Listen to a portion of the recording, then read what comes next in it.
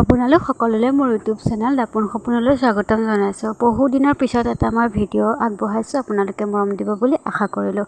আজি কলেজত form fill up আছিলে, গতিকে তালৈ গ'লোঁ আৰু ইমান লাইন পাতিবলগীয়া হৈছে নহয়। তেনেকৈ কলেজত ফৰ্ম ফিল আপ কৰি আহি ঘৰলৈ আহিলোঁ আৰু ঘৰলৈ আহি থকা অৱস্থাতে এজন মানুহক দেখা পালোঁ। তেওঁ সম্ভৱতঃ বহুত দূৰৰ পৰা চাইকেল মাৰি আহিছে, কিন্তু এইটো বয়সতো যে তেওঁৰ এইকণ সাহস হৈছে, ভগৱানক কিন্তু মানিব লাগিব আৰু তেওঁ যাতে সদায় এনেদৰে থাকে। আৰু মই কলেজৰ পৰা লাইব্ৰেৰীৰ পৰা এখন কিতাপ আনিছিলোঁ, তাকে অকণ চালোঁ।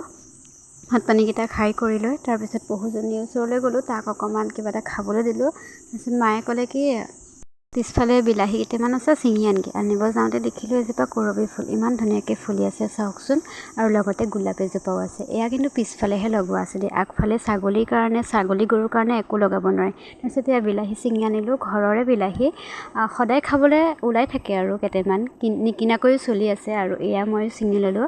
তাৰপিছতে আৰু দেখিলোঁ ভাতকেৰেলা কলি এটা ইমান অকণমানিকা হৈ আছে, লেৰেলি গ'ল। তাকে ময়ো ভিডিঅ' কৰিলোঁ অকণমান।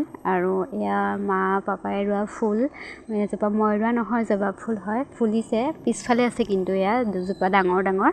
তো ভিডিঅ'টো আজিলৈ ইমানতে সামৰণি মাৰিছোঁ। Bye bye.